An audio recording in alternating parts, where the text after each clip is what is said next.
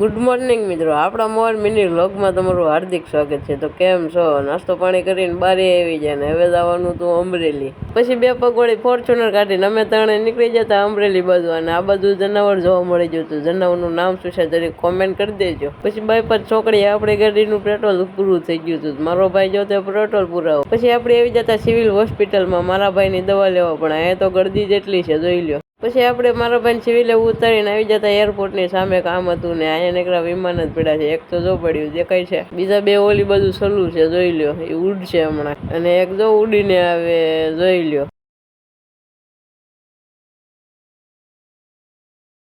પછી બધું કામ પતાવીને આવી જતા આપણે નાના બસ સ્ટેન્ડે પાણીપુરી ખાવા. પછી પાણીપુરી ખાઈને ઓન ધ વે નીકળી જતા ઘર બાજુ આપણે.